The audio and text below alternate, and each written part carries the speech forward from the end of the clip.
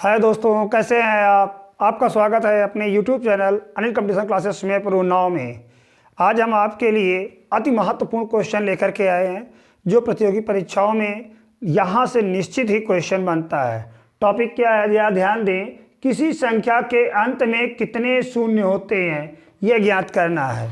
किसी संख्या के अंत में कितने शून्य होते हैं, यहाँ से क्वेश्चन हर एक परीक्षा में लगभग पूछा जा रहा है। NTPC, रेलवे, आपका UPP, SSC के प्रत्येक एग्जाम में ये क्वेश्चन पूछा जाता है कि किसी संख्या के अंत में कितने शून्य होते हैं। तो चलिए आज हम लोग इसी धारणा को आगे बढ़ाने की कोशिश करते हैं। वीडियो के अंत तक बने रहिएगा। अगर आपने अभी तक चैनल सब्सक्राइब नहीं किया है तो सब्सक्राइब अवश्य कर लीजिए। आज मैं आपको जीरो पर बिल्कुल नॉर्मल तरीके से बताने वाला हूँ और पक्का है कि अगर आपने पूरा वीडियो देखा तो निश्चित रूप से आपकी समझ में आएगा। तो यहाँ पर अगर हम लोग देखें तो किसी संख्या के अंत में कितने शून्य होते हैं, इस बात को जानने के लिए पहले कुछ पॉइंट हम समझ लेते हैं, तभी हम निकाल सकते हैं कि किसी संख्या के अंत में कितने शून्य होते हैं। तो अगर हम देखें प्रतियोगी परीक्षाओं में अति महत्वपूर्ण क्वेश्चन के यहाँ से देखे जाते हैं और निश्चित रूप से एक क्वेश्चन परीक्षा में आता ही है यहाँ से। तो अगर हम देखें तो आपका कोई भी संख्या अगर लास्ट में शून्य देखना है तो इसके लिए 5 का गुणा किसी भी सम संख्या से अगर किया जाए तो उसके अंत में शून्य निश्चित रूप से आते हैं। क्यों? चूँकि शून्य बनाने के लिए जैसे अगर हम 10 में देखें तो 10 में 5 और 2 का गुणा है, तो शून्य बनाने के लिए हमें 5 और 2 का गुणा करना होता है। तो 5 के साथ अगर कोई भी सम संख्या आ जाती है तो निश्चित रूप से शून्य होता है। 5 के साथ कोई भी सम संख्या आ जाती है तो निश्चित रूप से शून्य होता है। जैसे अगर हम देखें 5 के साथ सम संख्या 8 को ही ले लिया तो 5×8=40, तो देखो लास्ट में क्या मिल गया, शून्य। 5 के साथ अगर हम किसी भी अन्य संख्या को ले लेते हैं जो सम हो, जैसे हमने लिख लिया 12, तो 12×5=60, क्या निकल आया लास्ट में, शून्य। लेकिन 5 के साथ अगर हम विषम संख्याएं लें, 5 के साथ अगर विषम संख्याएं लें तो कभी भी लास्ट में शून्य नहीं आएगा। जैसे 5 का 7 से गुणा किया तो 5×7=35, क्या अब शून्य आ रहा है, नहीं। तो 5 का किसी भी सम संख्या के साथ गुणा होने पर लास्ट में शून्य अवश्य मिलता है। तो कितने शून्य मिलेंगे इसके लिए हमें देखना होगा सम संख्या में क्या छिपा होता है, 2। सम संख्या में क्या छिपा होता है, 2। प्रत्येक सम संख्या 2 से कटती है, इसीलिए 5 के साथ अगर सम संख्या आ जाती है तो उसके गुणनफल में शून्य अवश्य मिलते हैं। कितने शून्य मिलेंगे इस बात की चर्चा करने वाले हैं, तो पूरा विधिवत समझने की कोशिश करें। वास्तव में शून्य के लिए उत्तरदायी 5 और 2 ही होते हैं। वास्तव में शून्य के लिए उत्तरदायी 5 और 2 ही होते हैं। और कितने शून्य मिलते हैं, जैसे मान लिया कि तुमको संख्या में 5 शून्य, आपको 5 कितने मिल गए, 3, और 2 कितने मिले, 2। तो 1, 2, 5 के साथ आया ये शून्य बना देगा, दूसरा 2 भी 5 के साथ आया ये भी शून्य बना देगा। क्या ये 5 शून्य बना पा रहा है, नहीं बना पा रहा है, चूंकि 2 इसके लिए कम पड़ गए। तो दोनों में जो कम पड़ते हैं उतने ही शून्य बनते हैं। दोनों में जो कम पड़ते हैं उतने ही शून्य बन सकते हैं। तो अगर हम देखें इनको पावर के रूप में लगा ले तो ज़्यादा अच्छा रहता है। जैसे पहला क्वेश्चन है आज के दिन का, और देखते चलें।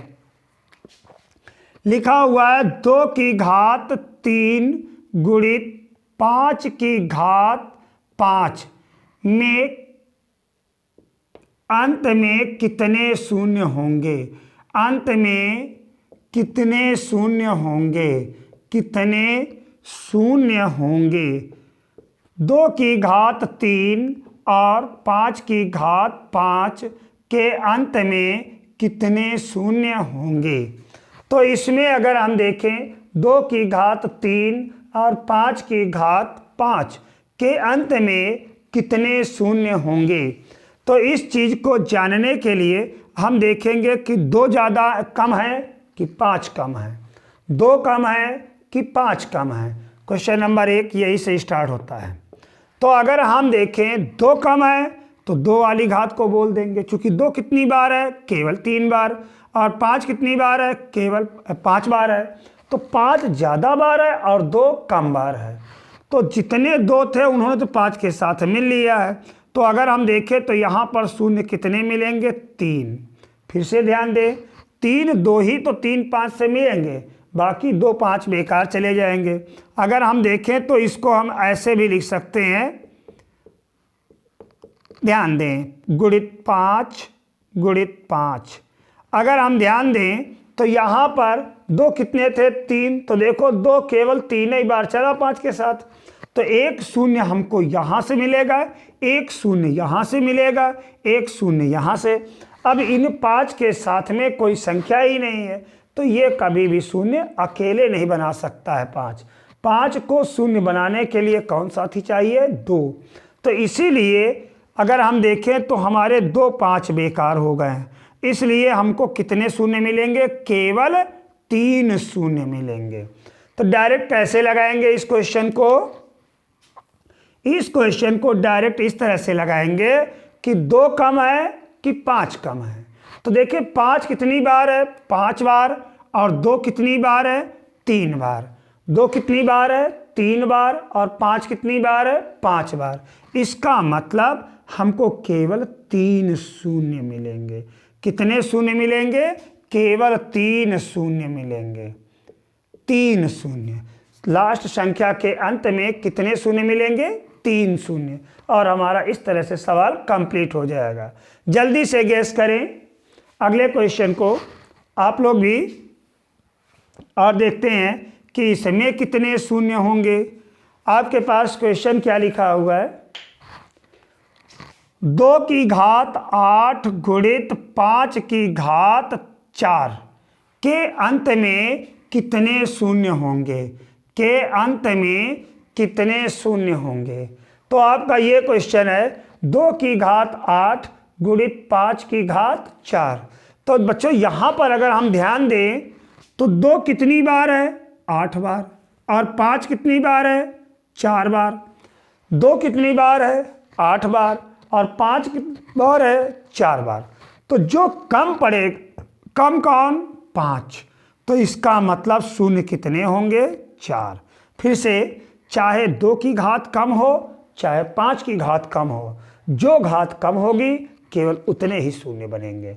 तो यहाँ पर शून्य कितने मिलेंगे, 4 शून्य। हमारा आंसर क्या आया, 4।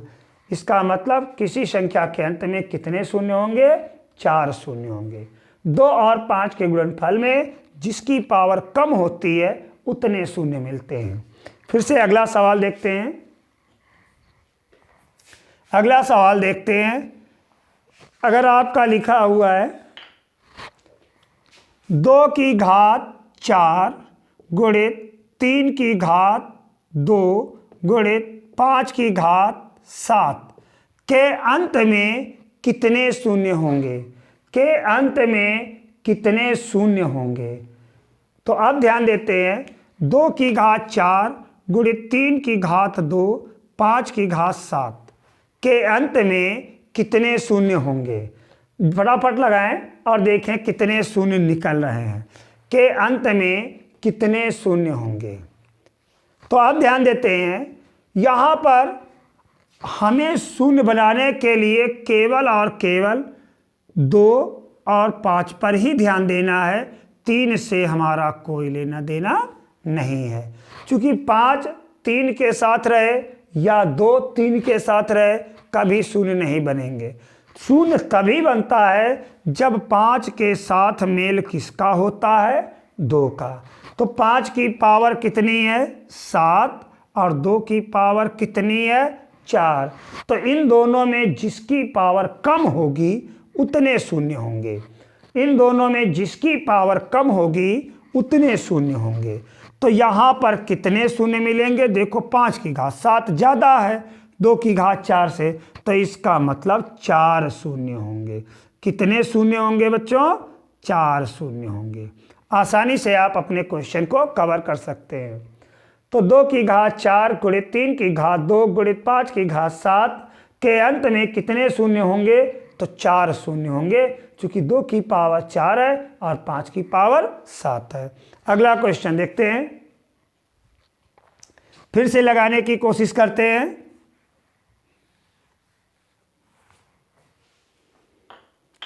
अगला क्वेश्चन है 4 की घात 5 गुणित 6 की घात 5 गुणित 15 की घात 7 के अंत में कितने शून्य होंगे? 4 की घात 5 गुणित 6 की घात 5 गुणित 15 की घात 7 के अंत में कितने शून्य होंगे? तो चलिए अब इस क्वेश्चन की ओर हम लोग ध्यान देते हैं कि अंत में कितने शून्य होंगे।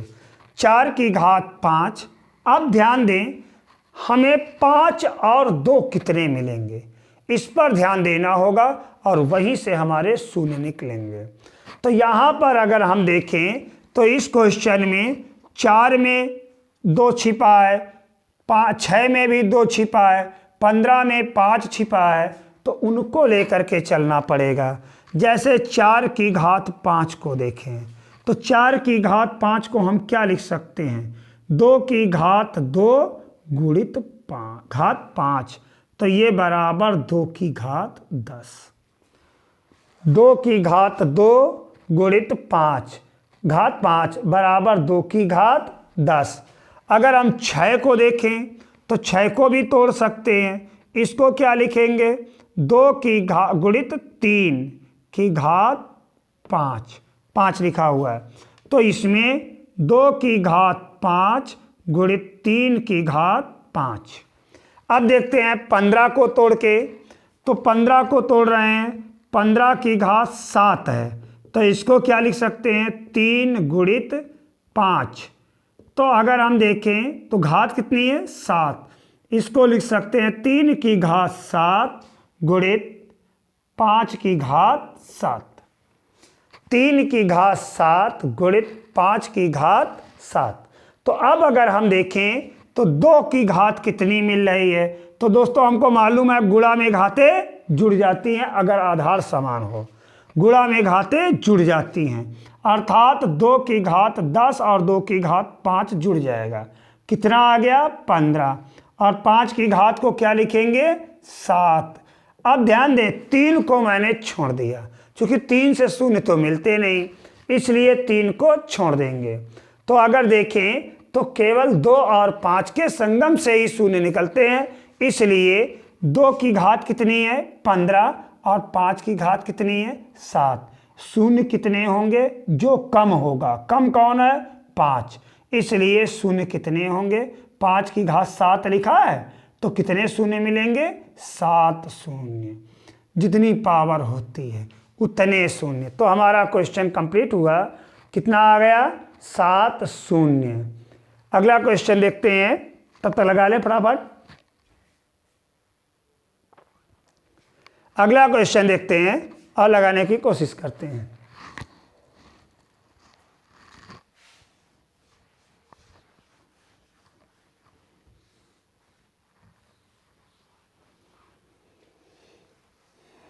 चलिए अब देखते हैं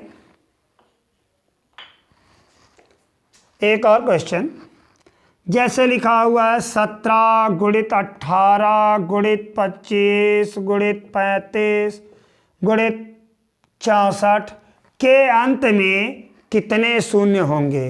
क्वेश्चन ध्यान दें, 17 गुणित 18 गुणित 25 गुणित 35 गुणित 64 के अंत में कितने शून्य होंगे? के अंत में कितने शून्य होंगे? जरा फटाफट लगाएं और देखें इस क्वेश्चन में क्या आंसर आएगा।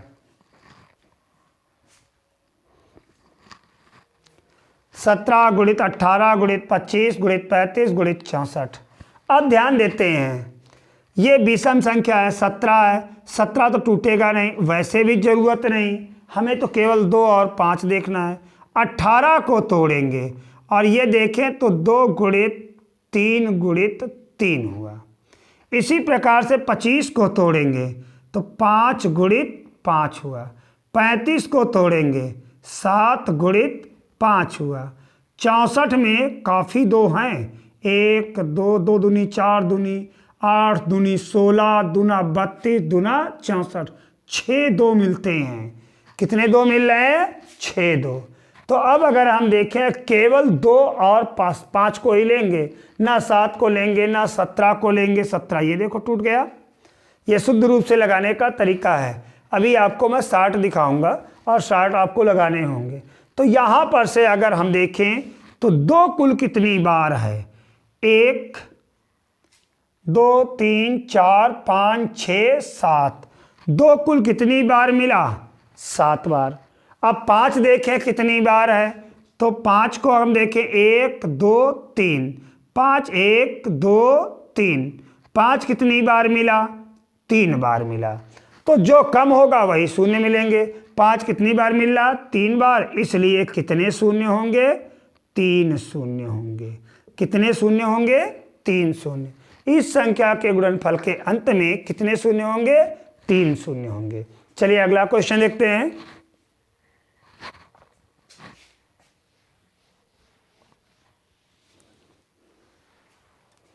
अगला क्वेश्चन है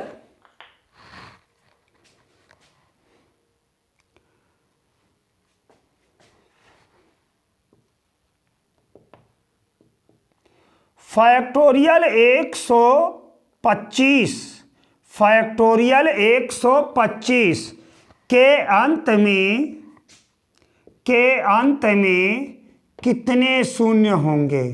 फैक्टोरियल 125 के अंत में कितने शून्य होंगे?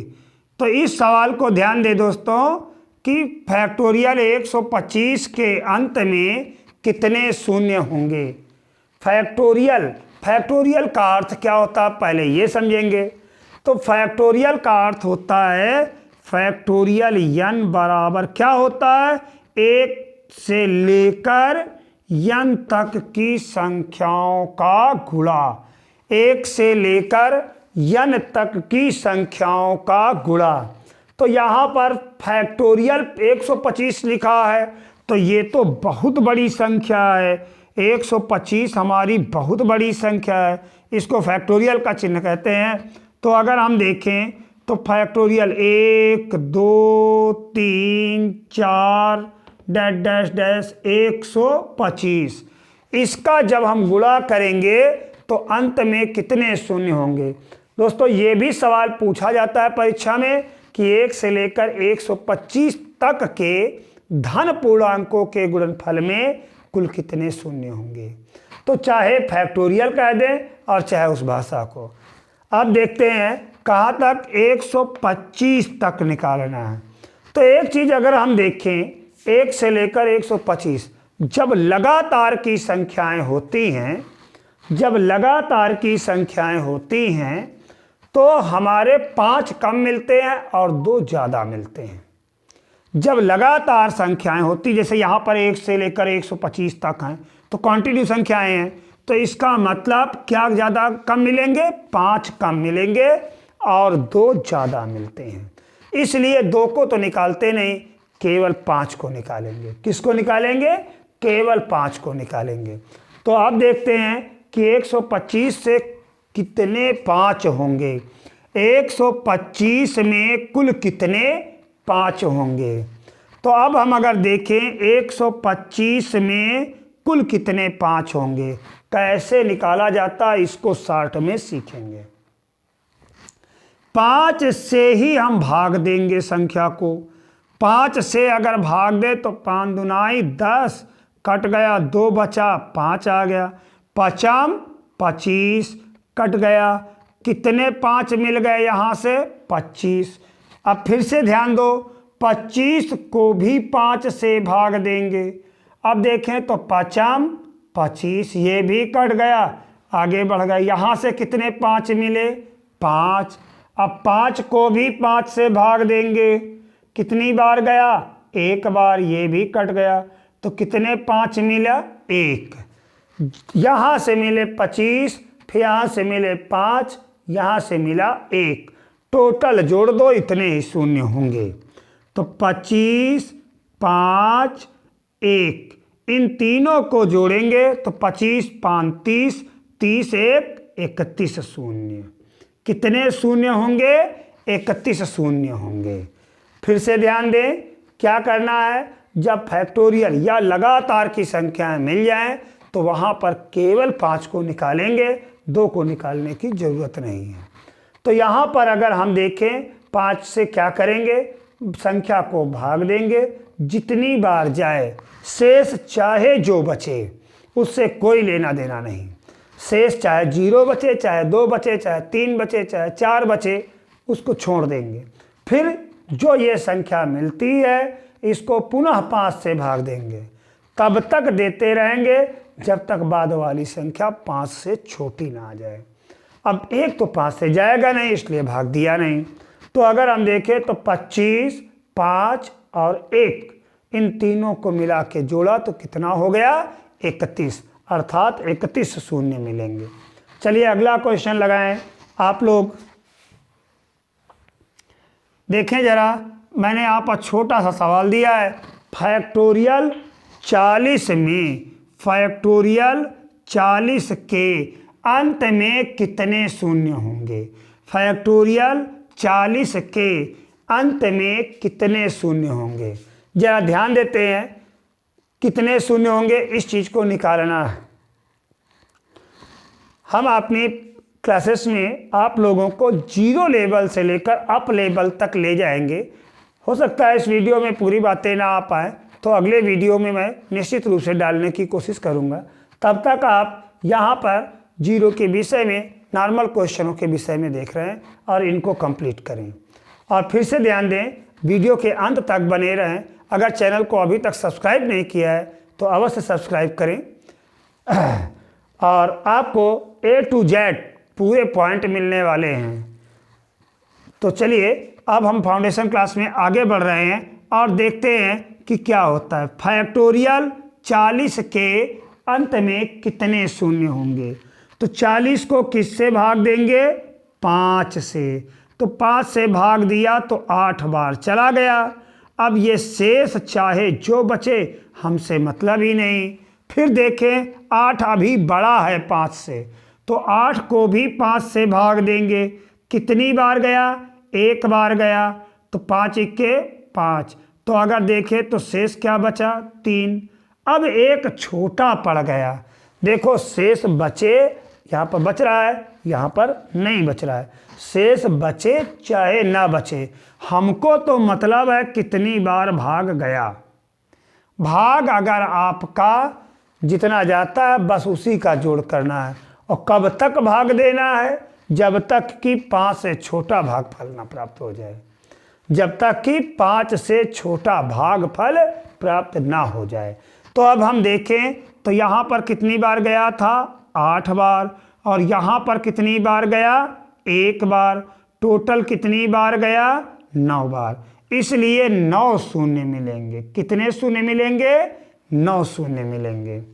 चलिए फिर से ध्यान देते हैं, समझ में आ गया होगा। हाँ सर, बहुत अच्छे। चलिए ठीक, आगे देखते हैं कि इसमें क्या किया जा सकता है। और सवाल फिर से आप लगाए फैक्टोरियल के विषय में। अगर हम देखें तो इस सवाल की भाषा बदल रहा हूँ, है फैक्टोरियल ही, लेकिन कैसे आता है पेपरों में इसको देखें। तो अगर हम देखें तो यहाँ पर हमारा क्वेश्चन क्या है? अगला क्वेश्चन,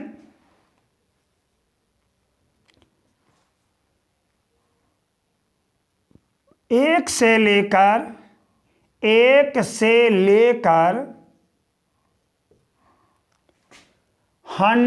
तक के धन पूर्णांकों के गुणनफल में, पूर्णांकों के गुणनफल में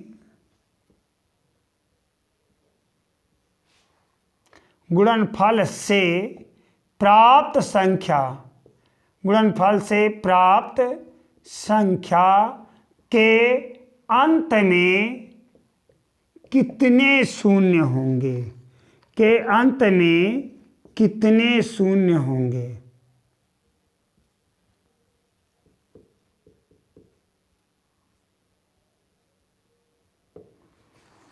एक से लेकर 100 तक के धन पूर्णांकों के गुणनफल से प्राप्त संख्या के अंत में कितने शून्य होंगे।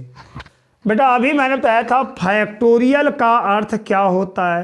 फैक्टोरियल का अर्थ होता है 1 से लेकर वहाँ तक का गुणनफल, 1 गुणित 2 गुणित 3 डैश डैश डैश, कहाँ तक, जहाँ तक की संख्या होती है। और यही चीज़ तो ये भाषा भी कह रही है, ये भाषा भी कह रही है। क्या कह रही है, 1 से लेकर 100 तक के धन पूर्णांकों के गुणनफल में।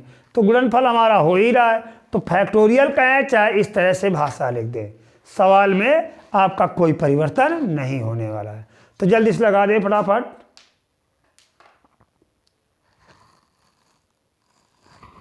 चलिए अब ध्यान देते हैं कैसे लगाएंगे।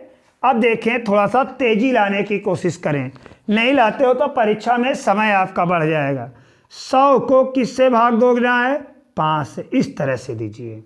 कितना आया, 20, पड़ा रहने दीजिए। फिर 20 को किससे भाग दीजिए, 5 से, कितना आया, 4, 4 छोटा हो गया 5 से, इसलिए केवल ऊपर वाली संख्याओं का जोड़ कर लेंगे, भागफलों का जोड़ कर लेंगे। कितना हो गया, 24। अर्थात 1 से लेकर 100 तक के धन पूर्णांकों का गुणनफल से प्राप्त संख्या के अंत में कितने शून्य होंगे, 24 शून्य होंगे। चलिए अगला क्वेश्चन देखते हैं। ये भाषा मैंने आपके लिए बदल के लिखी थी, तो चलिए ऐसे भी आता है क्वेश्चन, इस चीज को समझेंगे। अगला क्वेश्चन है फैक्टोरियल 156, फैक्टोरियल 156 के अंत में लगातार शून्य होंगे, लगातार शून्य होंगे। तो यहां पर अगर हम ध्यान दें, फैक्टोरियल 156 के अंत में लगातार शून्य होंगे, तो ये शून्य हम कैसे निकाल सकते हैं। तो आप ध्यान देते हैं, फैक्टोरियल 156 किससे भाग करेंगे, 5 से। 5 आई 15, 5 के 5, 31 बार गया। 31 को पुनः 5 से भाग देंगे, अभी 5 से बड़ा है ना, तो 5 छक्का 30, 6 भी बड़ा है तो 6 को भी भाग दे देंगे 5 से। कितनी बार गया, 1 बार। तो देखो 1 छोटा आ गया 5 से, जब तक हम भाग देंगे जब तक कि बड़ा रहेगा। तो अगर हम जोड़ें तो टोटल शून्य कितने हो गए, 31 + 6 + 1, तो 31 6 37, 1 38, कितने शून्य होंगे, 38 शून्य होंगे। दोस्तों आशा है कि आप लोगों को समझ में आया होगा, और अभी आपका इसका पार्ट 2 आना बाकी है। वहाँ पर मैं आपको काफ़ी बड़े बड़े क्वेश्चनों के विषय में भी दिखाऊंगा, और इम्पोर्टेंट क्वेश्चन जो परीक्षाओं में पूछे गए हैं उनके विषय में बताने की कोशिश करूंगा। तब तक के लिए मैं अपने वीडियो को यहीं पर विराम देता हूं। आप लोगों का आशा है कि यहाँ से भी क्वेश्चन पूरे कंप्लीट कर लेंगे, और वीडियो को विराम कर रहा हूं। तब तक के लिए जय हिंद, जय भारत।